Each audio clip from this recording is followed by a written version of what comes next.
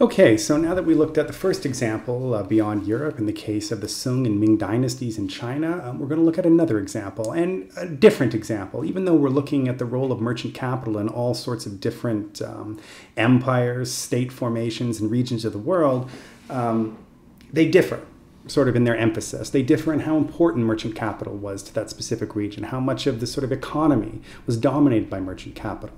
And so now, if we go and look at the slide, we're talking about a period between about 600 Common Era till about 1200. Now, of course, the best example of this, as we're looking at here, is the Islamic empires that rose between those two intersecting years.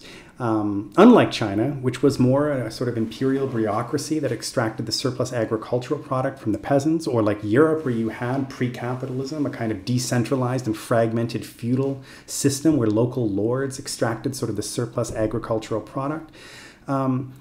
This region was a little bit different. Indeed, it did have a sort of landed and rural peasantry, but trade was sort of a defining feature of the Islamic empires. Now, despite its vast size and population of the early Islamic empires, starting with the Umayyad and then the Abbasid, these empires had a lot more in common with Venice, and eventually what becomes the Dutch trading empire a lot later in the 17th and early 18th century. These were trading empires. Now, if the cohesion of the Chinese imperial state depended on its bureaucratic apparatus, the connecting threads of the commercial empires, like the Islamic empires, were supplied above all by merchants and traders. Merchants that perfected their role as vital economic links among separate markets and dispersed communities and regions. Indeed, the Islamic empires of this time, as I said, were the crossroads of the world. If the saying about ancient Rome made famous was all roads lead to Rome, as a sort of demonstration of the power that the city of Rome and eventually the empire commanded, an apt description of the Islamic empires could be all trade led through Palestine.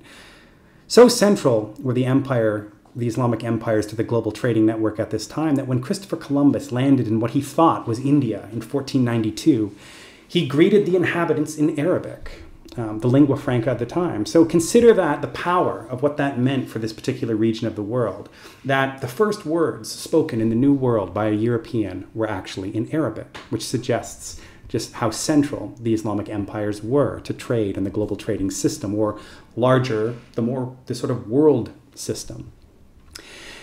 Now, like Christian Europe, where the fragmented nature of political power was still held together by an expanding and common Christian culture, the various Islamic empires that emerged between 600 and 1200 were less fragmented than Europe, but more politically fragmented than China.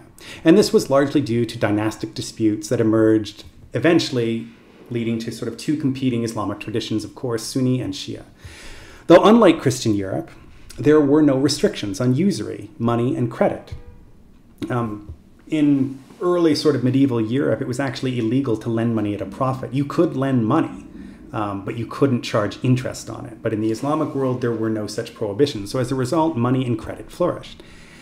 Now, however, because of the larger Islamic culture, the social cohesion of sort of the Arab Islamic world was able to reach beyond any state or power center. Again, this is sort of similar to what happens in Europe. So we see from Al-Andalus in the west, in the Iberian Peninsula, all the way to the Indus River in the east, this sort of spice trade that connected this world.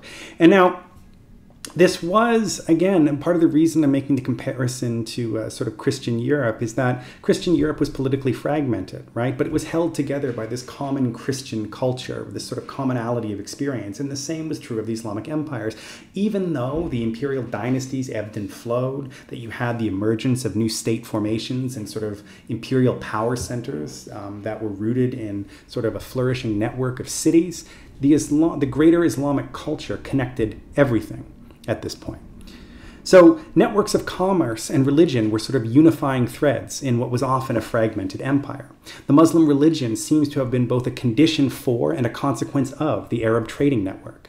Islamic law meant a common standards and practices concerning marriage, inheritance, commercial contracts, and profits. And this went beyond, again, any specific state or new imperial dynasty, right? It linked continents. It linked Africa, northern Africa, with sort of the Euphrates River system. It linked that with sort of with the sort of Persian plateau, with northern India, and eventually China, Southeast Asia, you had traders centered sort of on the periphery or the coast of the Arabian Peninsula, went all down Africa, went as far as Indonesia, trading spices and everything. This was sort of a highway of trade, if you will, both from a maritime perspective and over land as well. Now, let's see if we just go to the next slide here. As I said, this was a commercial empire, and it had there was embedded features within the Islamic commercial empires, first of which was a network of prosperous cities that were linked by trade, and beyond the cities existed subsistence agriculture. In this case, it was very similar to the picture that it looked like in Europe, where you do have, in some cases, cities, but again, mostly concentrated in northern Italy, but on the sort of countryside, and this is before the sort of agricultural revolution that takes place on the English countryside specifically, you had what we often refer to as subsistence farming. So in that case, it had the commonality. However, though subsistence agriculture persisted in the countryside, it was not commercial, as I said, like in the English countryside. But I'll talk a bit more about that in a minute. Now, cities were far more important in the Islamic world. They were more prosperous, and larger than, say, in the Christian world at this time. The key exception in Christian Europe would have been the Italian city-states, which, interestingly enough, were linked with the Islamic world. And we'll look a little bit after this video, especially at Venice. A lot of the sort of power and wealth that Venice acquires is through trading with these Islamic empires, and then, of course, distributing specifically spices into the rest of Europe. Now, moreover, even though these dynasties and rulers often emerged from aristocratic landed interests, they ruled through that network of cities. Many of the rulers themselves probably came from the landed aristocrats or that sort of landowning class. But again, their power center and the way that they controlled these various empires was how they controlled and maintained the network of cities and trade routes. Now, what is key here, and even though there was a more prosperous merchant class rooted in this network of trading cities, that was sort of the only aspect of it that was commercialized. Again, agriculture was not. So as a result, agriculture was subordinated to these cities. Again, it did not operate commercially. It did not operate on capitalist imperatives. There was a rural peasantry, like in Europe and China, but it never transitioned to that sort of commercial agricultural production that we see in the English countryside. Rather, surplus agriculture was extracted through military force and ruling rights. Again, similar to, but not exactly the same as the sort of feudal mode of production. This was extraction by those with superior authority, not necessarily greater productive capacity. So, cities in these empires were incredibly important, and they may have even been centers for production. But again, this was not a sort of commercial or capitalist production that we see much later. This was the artisanal mode of production, just like in pre-capitalist Europe, just like in 17th century British America, and just like in Ming China. Craftsmen did belong to an urban elite, but they never acquired great wealth.